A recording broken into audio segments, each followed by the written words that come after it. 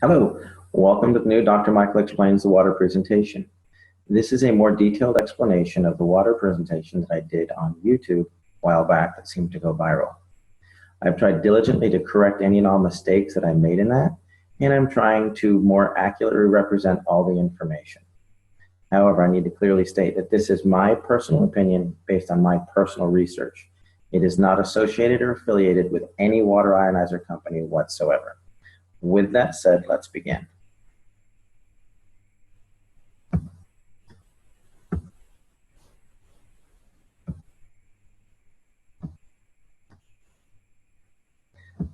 There we go. Excellent. I named this presentation The Magic of Skywater because of what it did for my daughter. Many of you have asked what happened. Basically, my daughter Skylar was born back in May of 2009 with a severe case of gastroschisis.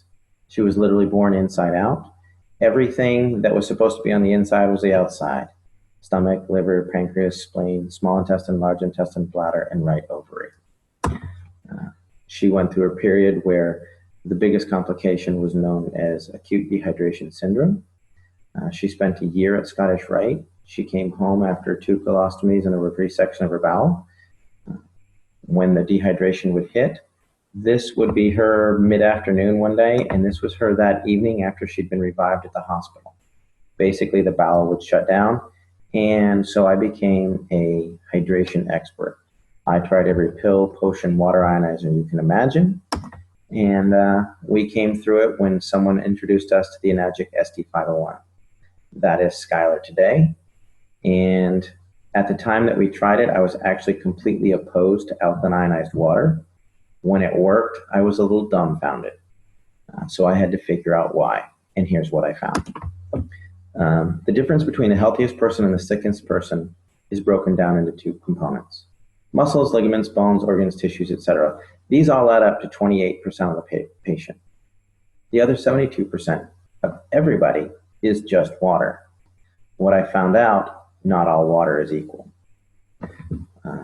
There's distilled water, there's reverse osmosis water. We tried filtered water, alkaline water, we even tried ionized water. We thought we'd found something with alkaline ionized water and it proved to be more dangerous than beneficial. And then there's something that's called electrolyzed reduced water. This was truly a game changer. Here's why. Electrolyzed reduced water, it's not a cure, but it's 72% of the Skylar puzzle. It was not the only thing we did for her. It was the only thing we changed because we were doing everything else. What it is just science. It could realistically save your life. It'll make you healthier, happier, and stronger. But if you don't make healthy choices, your health benefits are not going to be as effective, nor will they last.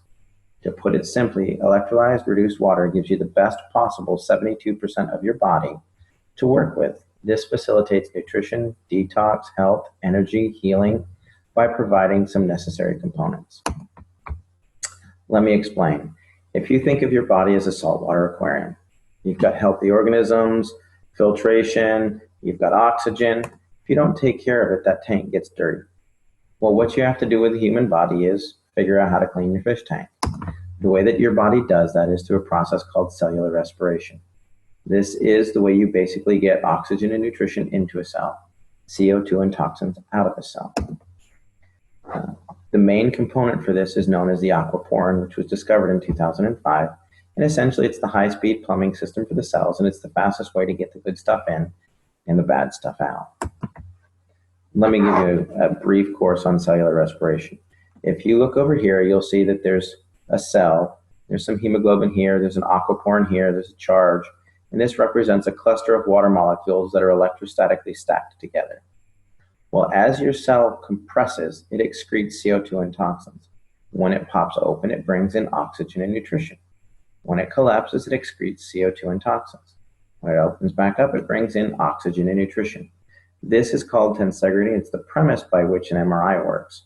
The click, click, click, click causes the cells to open and close. The computer takes a picture, generates the image. Well, electrolyzed water actually does occur naturally. Everybody say it's an unnatural source. It isn't.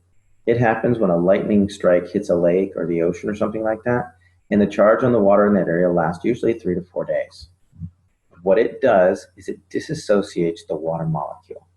If you look over here, This is a technical term. A lot of people ask me, well, my chemist said it's not possible. That's because your chemist doesn't understand electricity. He's a chemist. He's looking for a chemical means to do it. This is electrical. When you use electricity to burst the bond, you'll take this H2O molecule and you break off a hydroxyl or a hydrogen.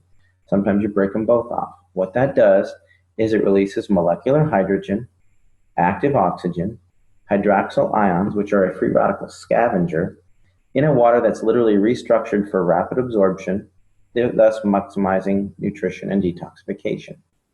It's nothing more fancy than that. It is superior hydration because your body needs these four things. Let me explain. When your body goes to produce energy, you oxidize pyruvate that is then driven across a hydrogen-charged membrane into the Krebs cycle. In the presence of free electrons, you'll produce 32 to 34 ATPs. Then you need hydroxyls to scavenge out all the garbage. That's it. Works on a cellular level. Another thing that's different between electrically changed water and chemically changed water is electrically reduced water is not affected by stomach acid. The pH is a byproduct. When people say, oh, you need pH water, no, they don't. They need water with molecular hydrogen, active oxygen, and hydroxyl anions. Alkaline water is just water with more minerals. It is affected by the chemistry of the stomach. Electrolyzed reduced water is not. Another factor is it's self-limiting. The charge on the water only lasts for 3 or 4 days. Therefore, it's not going to build up in your system. If you have chemically altered water, it will build up in your system. It will affect blood pH because the calcium, magnesium, potassium get stuck there. Currently, I have not found any negative research on PubMed in regards to electrolyzed reduced water. That doesn't mean there isn't any. It means that I couldn't find any. So how does this work? Well, basically they took a lightning strike, put it in some medical grade titanium plates that were dipped in platinum and put it into a machine that's about the size of a coffee pot. And what it does is it takes this big clump of water molecules and zaps it. When it zaps it, it breaks it into smaller groups because it has an electrostatic charge, giving you some free electrons, the molecular hydrogen, active oxygen, and all that. The more charge you hit it with, the more it breaks it down. Here you've got 5 groups of 5 or 6 groups of 4. You could have 2 groups of 12. It just depends on the level of ionization. It's a rather simple process. If you think about this cluster of grapes, if I wanted to put all of these grapes into this bottle, I would rip each piece off and dump it in there. If I tried to cram the whole thing in there, there would be grapes that were rolling around the floor and missed the thing and all that. We want to get in as much as possible. These are not chemically bound molecules of water. If you chemically bind them, they're no longer water. They're not one giant molecule of water. It's a cluster of water molecules that are stacked together because they have a low electrostatic charge, a lot like Rouleau factor in the blood. Another way to look at it is when my son was rolling around on the carpet, his hair got a high static charge. He's actually holding onto a necklace that's not causing his hair to stand up. But what happens is the hair dispersed. It got its own little static charge and it caused it to stand up and spread out instead of laying down clustered together. When you ionize water, you're causing the water molecules to disperse. That's all you're doing. If you want to research this phenomenon like I did, don't use Google. It is my personal favorite search engine, but it's also the one that's most manipulated and hard to reference accurately. Besides, you can support anything with a quick Google search. The world was supposed to end several times. Just check Google. Instead, we're looking at something more scientific and how it affects the body. Do clinical research on PubMed, and you'll find that if you look up electrolyzed reduced water or hyphenate electrolyzed reduced water, molecular hydrogen, active oxygen, hydroxyl anions, free radical scavengers, you're going to find what I have found, that there's a lot of research to support this type of water. You're also going to find that if you look at pure alkaline ionized water, there's a lot of dangers that are associated with the remineralization component, which we'll get into in a moment. Molecular hydrogen is easily the primary benefit of electrolyzed reduced water. It literally charges the cell membrane of every single cell in the body, increasing its electrochemical potential. That means makes it healthier, able to get good stuff in and bad stuff out. It's also a critical component for the nervous system. There's a vast amount of research on PubMed in molecular hydrogen in Parkinson's, in MS, in autism, things like that. And finally, it works as a powerful antioxidant. The next component of the water is it is loaded with active oxygen. Active oxygen is what's required to produce ATP. It's what's driving the Krebs cycle. When you run out of active oxygen, your body starts to shut down because it can't work correctly. It's just like a fire. If you remove the oxygen, it goes out. Finally, there's the antioxidant and free radical scavenger components. Basically, iron in any acidic environment will start to rust. You can leave your tools from your garden outside in the rain and they're going to rust. Well, where do we have iron? We have it in hemoglobin, we talked about during cellular respiration, but we've also got it in the red blood cells. We got it in the brain, the kidneys, the lungs, the lymphatic system, the bones. If it's in an acidic environment, it's going to oxidize, which will create a toxic burden. Your body is designed to be slightly on the alkaline side. Today, we're flush with oxidative and acidic disease processes. The number one acidic disease process we have right now is cancer. It's actually, the prime cause is oxygen deficiency. You can look up Otto Warburg, there's some research on that. Don't Google it, go to PubMed, read the research. Number one acidic disease is hyperketoacidosis, which is basically diabetes.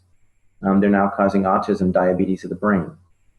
Secondarily, all of your inflammatory diseases are acidic by nature. That's what's wrong with Skylar with her irritable bowel syndrome. Your arthritis, it's an acidic waste product. Fibromyalgia, hyperlactic acidosis. Chronic fatigue and endocrine stress is all associated with an acidic environment. And why are we becoming so acidic? Well, we drink coffee, tea, soda. There's an enormous level of reverse osmosis water, which is misunderstood. You don't want water with the lowest parts per million of anything. That makes it acidic and it won't even carry a current. It's designed for coastal countries to have good water supply. If you do some clinical research on this, you're going to see that it's associated with MS, MD, and Alzheimer's. Most any of your bottled waters, all your big 24 packs, those are most likely reverse osmosis water that's had minerals added to it, which is dangerous in its own sense. You don't get your minerals that way. Here's a couple of guidelines for hydration. If you're a regular healthy person, you want to drink about 50% of your body weight in good water every day. If you have acute health issues, this could be dehydration from working out in the yard, excessive level of sports, you could have the flu. You may want to drink nearly 75% of your body weight in ounces. However, if you have a chronic health issue, cancer, diabetes, something like that, you may need to drink up to 100% of your body weight in ounces. However, you got to be careful because your physician can specifically reduce your water intake for congestive heart failure, kidney disease, things like that. So why do I say that sodas and pH are important? Well, if you look at this scale over here on the left, it's red. That means it's going to make you rust. Over here, the blue will make you beautiful. This is what a typical capful of soda can do to the body. This is a 32-ounce bottle of pitcher of 9.5 water. You can see the pretty blue color. It's loaded with hydrogen, oxygen, etc., etc. This is about a tablespoon of Sprite. It's high on the acid content. So what I did is I poured this water into this cup and ended up with a cup full of acid. It didn't dilute it at all.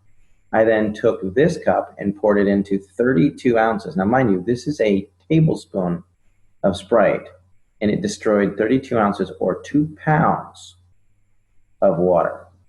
Makes you think differently about going to McDonald's and supersizing it.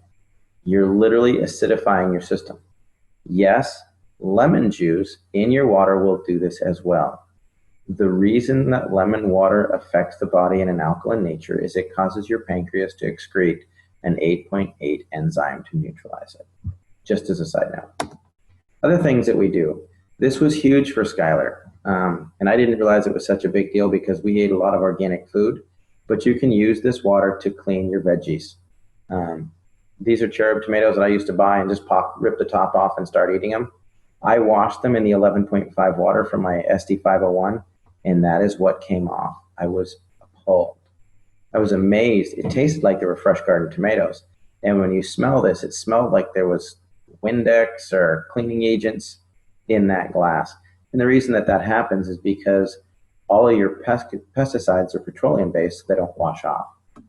Another thing we use it for is our pet. I thought this was funny, so I'd include it. Thanks, Henry. This looks great and all, but does your house have any Kangen water? You know, we did the proverbial test. Put out a bowl of tap water, put out Kangen water. Callie will drink the Kangen water every time. Another thing is the disinfectant aspect of this.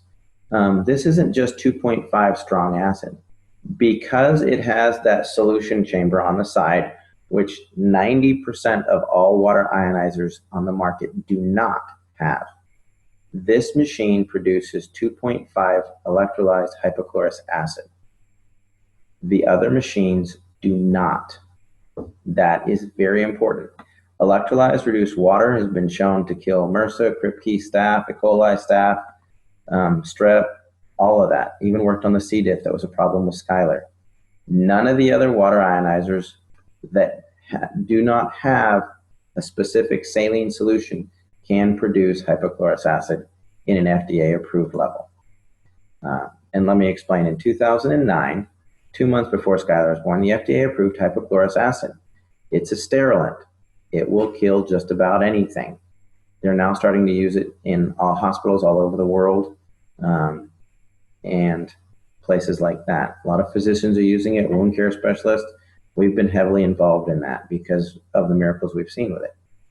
However, electrolyzing regular tap water without the addition of a salt solution does not meet the FDA criteria. As a note, the FDA has not evaluated the SD501 either, to the best of my knowledge. What it has done is there's been a third-party evaluation by ATS Labs where they reran the Sterilox system FDA experiments on live cultured bacteria, and they got complete sterilization that was equivalent to the Sterilox system. Basically, hypochlorous acid occurs naturally in the body because it's produced in the immune system. It's actually the biochemical agent that starts the clotting process, making it ideal for initial wound care, and it destroys bacteria and viruses. Recent studies are actually underway to test this using necrotic wound. I'm working with several physicians and wound care specialists as it pertains specifically to necrotizing fasciitis, gangrene, MRSA, things like that. And the results are really promising. We're not the only one doing this. This is a global thing, and the results are really good. Why I look at the SD501 exclusively, or when I compare the competition, because they all want some information. Number one thing is power supply. Does it have enough energy to do it? There's been a lot of song and dance about the SD501 uses a transformer. It does, but it also has a switch mode power supply to regulate that and a condenser. If it doesn't have a transformer, it can't ramp your 110 watts up to 230 and keep it there. Switch mode goes up and down, up and down, up and down. What this transformer does is it ramps it up, and the switch mode will start to slow it down, but the condenser allows them to work together to keep a nice stable stream of energy. On top of that, you need enough amperage. A half amp to a 1 amp machine is not going to get it done. Doesn't mean it's not a good machine, it just means it's not comparable to the SD501. You need 2 to 3 amps to make it effective. You can ask any electrician. The voltage doesn't really matter, the amperage will kill you. The next component is you need a large quality plates. Most competitor plates are about 53 square centimeters. The Enagic plates are nearly 90 square centimeters each. So if you have one of the competitor machines with 12 plates, they've got like 600 square centimeters. Well, the basic Enagic SD501 has 640 square centimeters. The Kangen 8 has 720 square centimeters. So just because it has more plates doesn't mean the plates are the same size. Next, I look for a liquid saline electrolysis enhancer. That's because it's the only way to produce FDA-approved levels of hypochlorous acid. If you're looking at a competitor's machine with 12 plates and a pH that goes from 1.1 to 12, and it doesn't have a saline solution enhancer, it's not a comparable machine. It will not do the same thing. Yes, it will produce 2.0 pH water, but it will not produce hypochlorous acid which is what you're looking for. Another thing to avoid is anything that says energy saver. When it says energy saver, it means it's underpowered. If it's underpowered, they're going to add in minerals and remineralize it and the necessary minerals for your body. That means it doesn't have enough power to get the job done. If they come in with a super fancy plate pitch, it's plated and it's mesh and it's a hybrid and it does this, you don't need it because solid plates are the most stable plates there are. And yes, they need more power to run effectively. And anytime they say there's a lifetime warranty, there's no such thing. I've bought several machines that I'll explain in other videos. We're getting to do a detailed thing on competition.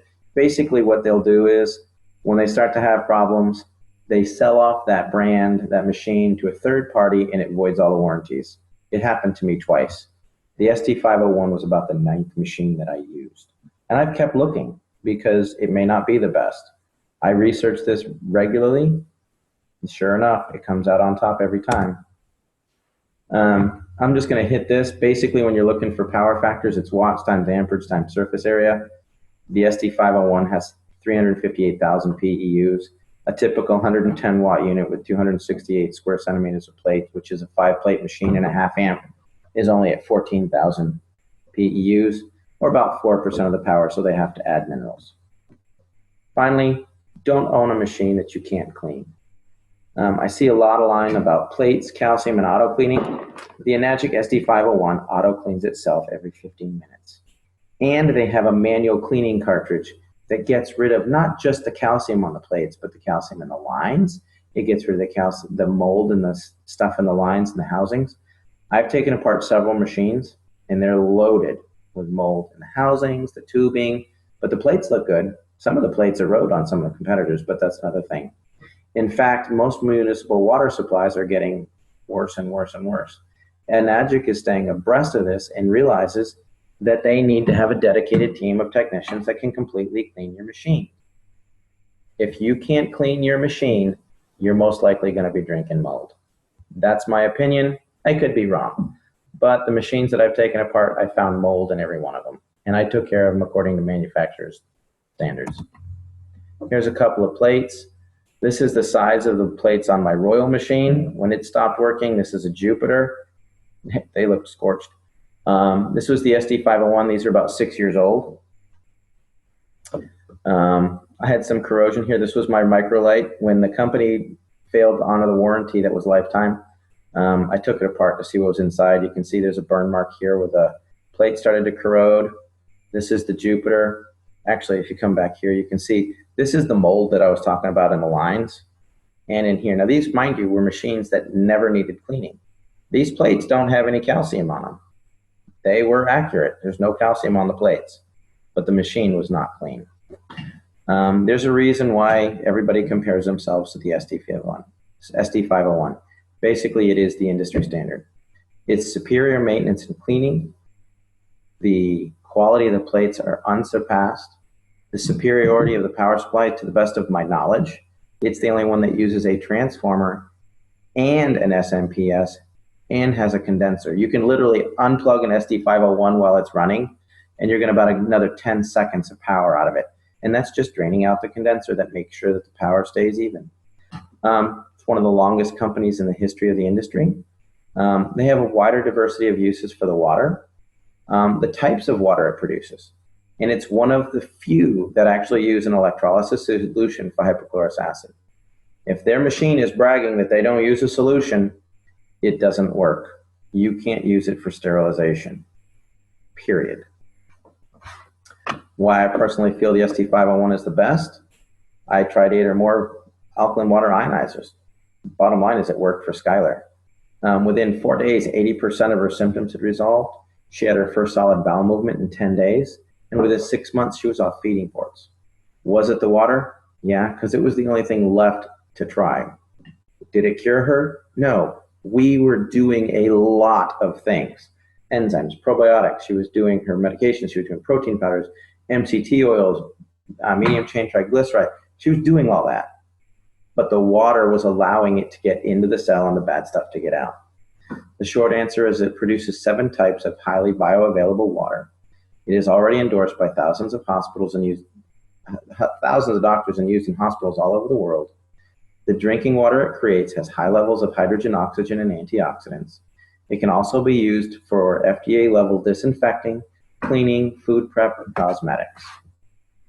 I'm Dr. Michael. If you have a specific question for me, you can email at drmichaelexplains@gmail.com. For more information about electrolyzed reduced water machine that we use for Skyler, please go to skywaterinc.net. Hopefully we'll clarify some stuff, and that should help you people a lot. And if there's anything that I can do, let me know. Look forward to some more meetings that we're going to have coming up, more webinars. We're going to be doing a detailed explanation of Skyler's story. We're going to talk about electrolyzed reduced water and the science behind it in detail. There's a detailed presentation on hypochlorous acid. Everybody's really looking forward to the Dr. Michael Explains the competition and why I say that there really isn't any. By the time you buy some of the competitors, there's some that go, why the SD501 doesn't work, or it's a pyramid scheme or whatever.